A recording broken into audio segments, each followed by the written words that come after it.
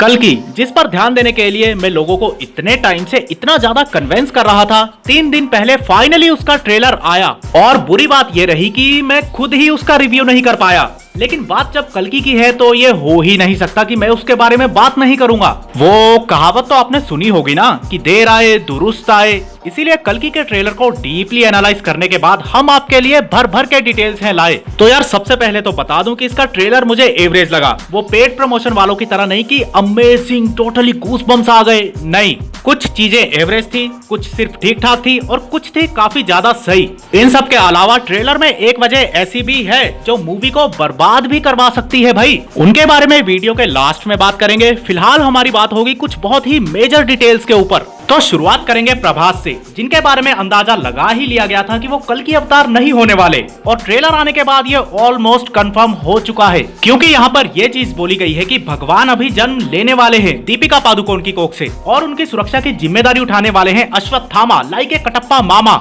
As simple as usual इतना scene तो समझ में आ गया, लेकिन थामा। अगर भगवान ने यानी कि कल्कि ने अभी जन्म लेना है तो फिर प्रभास का इस मूवी से क्या लेना देना है? क्या वो सिर्फ एक साइड कैरेक्टर है या फिर खाली खेत में चलता हुआ ट्रैक्टर है? मैं हूँ कौन? बताता हूँ। ये सुन के आप सभी के होश खोने वाले हैं कि प्रभास यानी कि भैरवा इस मूवी में खुद एक अवतार होने वाले हैं। कैसे? तो देखो बॉस, कम से कम 8 से 10 रेडर्स हैं जो अश्वत्थामा के सामने टिक भी नहीं पा रहे हैं, लेकिन भैरवा 1-on-1 फाइट में ही अश्वत्थामा को बराबर की टक्कर दे रहे हैं। और जैसे कि आप इस सीन में देख ही सकते हैं कि अश्वत्थामा एक सुपर पावर है, और अगर भैरवा उनको बराबर की टक्कर दे पा रहे हैं तो इसका सीधा सा मतलब है कि वो खुद पावर का चलता फिरता एक टावर है। अब इसके 2 रीजंस हो सकते हैं। पहला ये कि साल 2898 में इंसानी ताकत को 4 गुना तक बढ़ा देने वाला मार्वल के सुपर सोल्जर सीरम जैसा ही एक सीरम शायद यहाँ भी बना लिया गया हो, जिसकी उम्मीद मुझे लगभग ना के ही बराबर है। The main reason is that Prabhas खुद भी एक अवतार ही है। हाँ, फिलहाल के लिए उनको ये बात पता नहीं होगी, इसीलिए एक हंटर होने की वजह से वो अश्वत्थामा से भी 2-2 हाथ करने को तैयार हैं। लेकिन at the end humans and readers की बैटल को ज्वाइन करके वो दिखा देंगे कि हाँ वही लीड कैरेक्टर में है। अच्छा, भैरवा से जुड़ी एक और डिटेल है। टीजर में इसको देख के बोला जा रहा था कि वो सुदर्शन चक्र बना रहे हैं, जो कि टोटली गलत था। यहाँ देखो, भैरवा अपने इस वाले वेपन को यहाँ पर एक्टिवेट कर रहे थे। नीचे एक्टिवेटेड लिखा हुआ भी आ रहा है। वैसे मैं मजाक कर रहा था, ये कोई वेपन नहीं बल्कि भैरवा की बुज्जी का रिवर्स टायर है जिसे वो रिमोटली एक्सेस कर रहे हैं। अगला डिटेल हमें अश्वत्थामा की ओर ले जा रहा है। शायद पहला डिटेल आपने नोटिस किया हो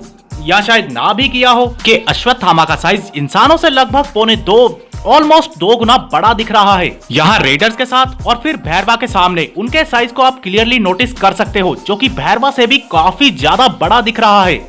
इसके अलावा अश्वत्थामा ह्यूमंस वर्सेस रेडर्स की बैटल को भी ज्वाइन करेंगे। इस वाले सीन में अश्वत्थामा जिस जगह पर दिख रहे हैं ये वही जगह है जहाँ पर ह्यूमंस वर्सेस रेडर्स की जंग छिड़ी हुई है। खैर, अश्वत्थामा की मणि के बारे में कुछ भी पता नहीं चल पा रहा है कि वो कहाँ से आई है, किसने उनको पकड़ाई है।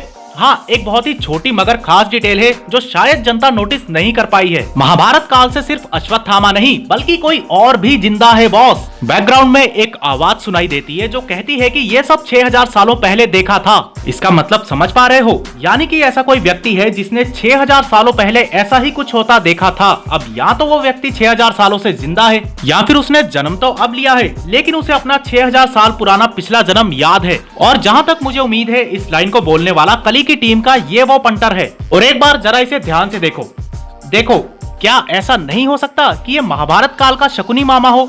मतलब एक बार देखो यार, इसकी शक्ल देख के सेम फील आ रही है। अगली बहुत ही मेजर डिटेल है दीपिका को लेके। उनको किसी मैन के द्वारा नहीं बल्कि एक लैब में प्रेग्नेंट किया गया है।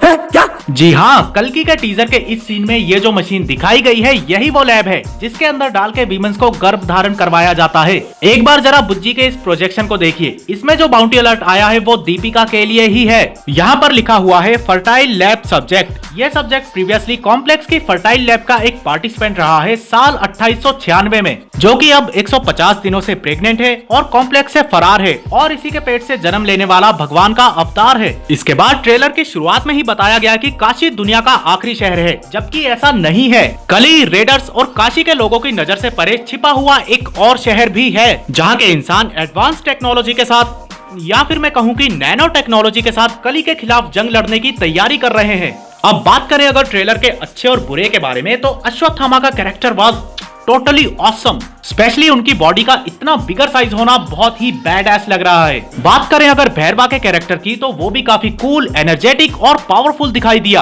अश्वत्थामा और भैरवा के बीच का फाइट सीक्वेंस जितना भी हमारे सामने आया, उससे एक चीज तो क्लियर हो जाती है कि मूवी के अंदर एक्शन एकदम टॉप क्लास होने वाला है। बात करूं अगर डायलॉग्स की, तो वो इतने एनर्जेटिक नहीं थे। बॉडी में गूज बम्स ला दे ऐसा एक भी डायलॉग नहीं था इकलौता।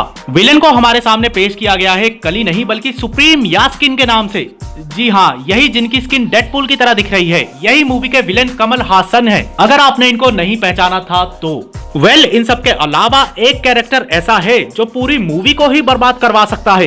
वो है उड़ते हुए टाइगर की घूमती हुई जनानी दिशा पटानी। एक बार देखो यार जरा इसे, एक तो इतना थका हारा लैंडी सैंडी डायलॉग सुना रही है, उस पर भी ये प्रभास की आंखों में नहीं देख पा रही है। गौर से देखो, ऐसा लग रहा है जैसे ये भैंगी नजर आ रही है।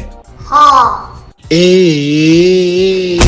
पता नहीं यार, नाग अश्विन को कौन से नाग का जहर चढ़ गया था जो इसको मूवी में ले लिया। नहीं, हो सकता है कि मूवी में मैं दिशा को लेके गलत साबित हो जाऊं, लेकिन अभी के लिए अगर आपको बताऊं, ब्रह्मास्त्र में जिस तरह से आलिया शिवा शिवा चिल्ला रही है, कल्कि में दिशा भी मुझे उसी रास्ते पे चलती हुई नजर आ रही है। हो प्रभु, मैं तो यही प्रार्थना करूंगा कि सिर्फ और सिर्फ दिशा की वजह से कल्कि बर्बाद ना हो जाए। आपका इन सब डिटेल्स के बारे में क्या कहना है, कमेंट करके बताएं।